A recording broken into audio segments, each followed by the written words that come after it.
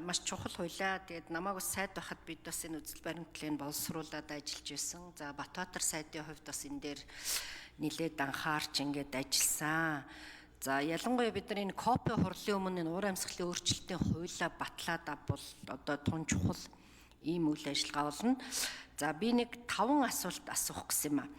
За ер нь энэ Парисын хэлтсээрийн хүрээнд үндэсний тодорхойлсон хувь нэмэр урт хугацааны бага ялар энэ хөгжлийн бодлого үндэсний засан зохицох төлөвөө гэд бид нэг олон баримт баталсан. Тэгэхээр эдгээрийг нь хэрэгжүүлэх институт, тайлагналт, санхүүжилт, карбон зах зээлийн асуудал нь ингээд бүгд салангад зохицуулагдаж ирсэн аахгүй. Тэгэхээр энэ хуулийн төсөл эдгээрийг нэгтгсэн шүү. Суур эрх зүйн орчныг бүрдүүлж байгаа гэж ойлгож болох уу? Хоёрт энэ Парисын хэлтсээрээр олон улс орнууд энэ карбон зах зээлийн үндэсний тогтолцоогоо байгуулад байгаа. Тэгэхээр манай улсын хувьд энэ давхар тоололгүй бүртгэл тэр харгалзах тохируулга үндэсний бүртгэлийн асуудлыг энэ хууль хэр хэмжээнд шийдэж байгаа вэ? Бүрэн шийдэж одоо чадхаар байна уу гэдэг. За гурав дахь нь болохоор энэ санхүүжилтийн бүлэг гэдэг байна. Санхүүжилтийн бүлэг нь энэ Монгол улсын энэ одоо хөрөнгө татах гол энэ улс орнуудын институт, тайлагнал, таксономийн тогтолцоотой байх тэр шаардлагыг биелүүлж чадж байгаа юу гэдэг асуулт. За олон асуулт учраас бүгдийн сайхан бичсэн. За дөрөв дэх асуулт. Манай улс хүлэмжийнхээ ялгараар дэлхийд бага хувь эзэлдэг боловч уур амьсгалын өөрчлөлтийн нөлөөлөлд өндөр өртөмтгий орны нэг. Тэгэхээр энэ утгаараа хуулийн төсөл дасан зохицох асуудлыг энэ сааруултын асуудалтай тэнцвэртэй авч үзсэн гэж ойлгож болох уу? За 5 дахь асуулт нь болохоор энэ сүүлийн 10 гаруй жил уур амьсгалын асуудлыг салбарын бодлого хөтөлбөрөөр хэрэгжүүлж ирсэн. Гэтэл дэлхийн чиг хандлага нь болохоор тусгайлсан Climate Change Act буюу уур амьсгалын суур хуультай болохын чиглэл рүү ингээд яваад байгаа. Тэгэхээр манай улсын хувьд энэ одоо шин шатанд гаргана гэж одоо та бүгд үзэж байна уу? За сүүлийн асуулт бол энэ малчин өрхийн нэгдсэн холбооны эрх зүйн байдлын тухай хуультай холбоотой. За одоо энэ хууль батлагдахаар ингээл одоо хоорондоо бахан булаацалдах юм гарч ирэх үү? Одоо эн чинь нөгөө бэлчээрийг сайжруулах харилцааг бас нэлээд эвтэйхэн зохицуулсан хууль байгаа шүү дээ. Тэгэхээр энэ дээр нэг хүний өмч, за манай бүлэг хүний өмч гэдэг ч юм уу, малчтын холбооны өмч гэд иймэрхүү одоо энэ карбон кредиттэй холбоотой энэ асуудал нь ингээд хоорондоо маргаад явах уу гэдэг асуулт байна. За мөн энэ манай төрийн өмч том компаниуд бас үлгэр дуурайл үзүүлээд энэ томоохон ялгаруулагчд бол энэ заавал нэг тайлан тавьдаг байдал руу оруулмаар санагдтiin. Бусад орнууд бол ерөөсөө энэ том компаниуд бол яг энэ чиглэлээр энэ тайлангаа тавиад байгаа юм.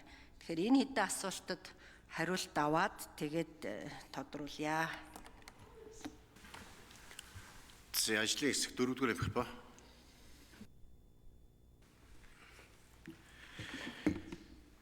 За гишүүний асуултанд хариулъя. За хамгийн чухал гол заалт буюу одоо энэ хуулийн одоо нэгдсэн тогтолцоо салангад энэ зорилтуудыг биелүүлэхэд энэ хууль бол бүрэн одоо нэгдсэн тогтолцоог хангаж чадах уу гэдэг дээр бол тэгж чаднаа. Энэ дээр яагаад вэ гэхээр хамгийн гол заалт нь бол энэ MRV буюу хэмжилт тайлагнал баталгаажуулалтын тогтолцоог маш тодорхой зааж өгсөн. За үүн дээр бол олон улсын одоо жишгттэй адилхан нэгдсэн одоо үндэсний тоолгын платформ гэж байгуулагдана. За үндсэнд энэ платформоор дамжаад салбар бүрийн тоолгын болон баталгаажуулалтын өгөгдлийг бол нэгдсэн шугамар одоо өгөл хооронд солилцож авна. За үүнийгээ олон улсын байгууллагуудын олон улсын одоо энэ платформуудтай өгөгдөл яг нээлттэй ил тод байдлаар байнгын солилцсноороо энэ өөрөө олон улсад итгэлцлийг төрүүлнэ. Итгэлцэл ихсний хэрээр олон улсын хөрөнгө оруулалтын одоо нэмэгдэх боломж нь бүрднэ. Яг үүн дээр бол одоо яг карбон кредит болон энэ ногоон санхүүжилтээр олон улсын компаниудын ганц асуудаг зүйл нь танаа энэ тоо баримтууд чинь хөндлөнгийн хяналтаар баталгаажуулсан уу гэдэг ийм байдаг. Тэгэхээр хөндлөнгийн хяналтаар баталгаажуулсан зөвхөн тоо баримтууд нь энэ MRV одоо систем платформ дээрээ ингээд ороод явна. За За хуулийн төсөл эдгээр нэгдсэн суур эрх зүйн орчныг бүрдүүлж болох байгаа юу гэдэг. Яг энэ бид нар бас энэ олон улсын яг адилхан хуулиудыг судалж үзээд одоогоор бол яг маш ойролцоо 50 улсын хууль бол ер нь гарсан байгаад уур амьсгалын өөрчлөлтийн үндсэн хууль уур амьсгалын өөрчлөлтийн хууль суур хууль болж 50-ад улс бол ашигладаг юм байлээ. Тэгэхээр энэний дагуу бид нар судалж үзээд маш олон залтыг бол одоо ойролцоо одоо авсан байгаа.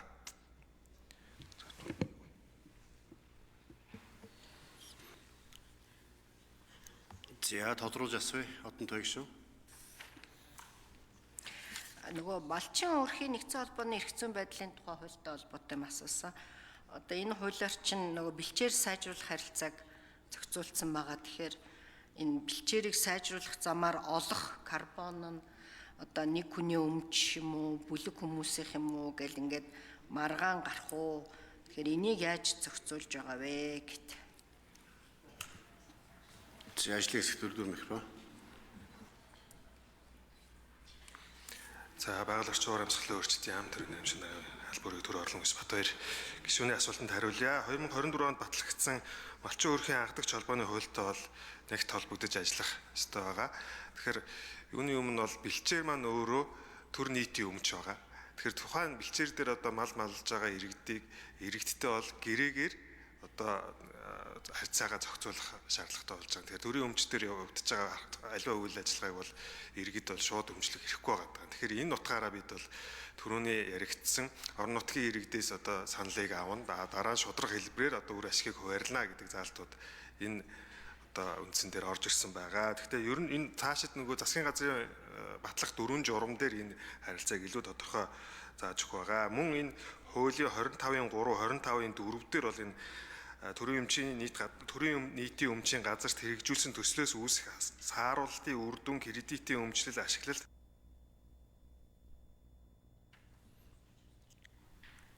За тодруулж асууя.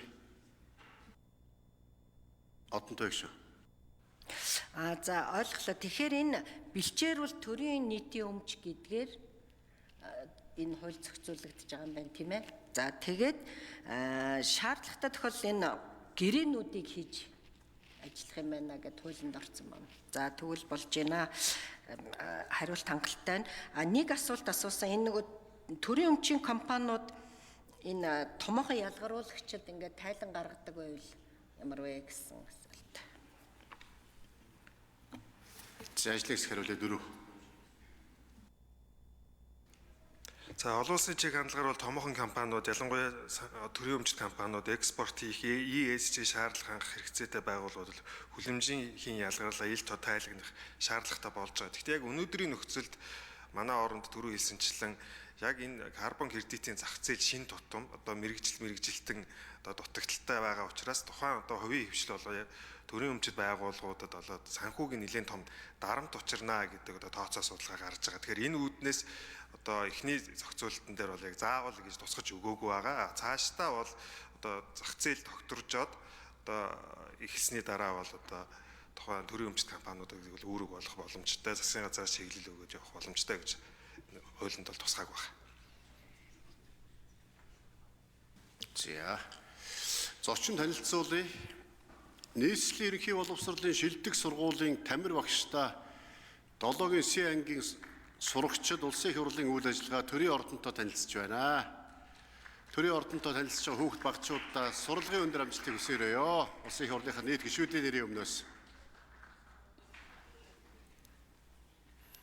Болдын уян гишүүн асуултаа асууя. Байгаль орчин уур амьсгалын өөрчлөлтийн яамны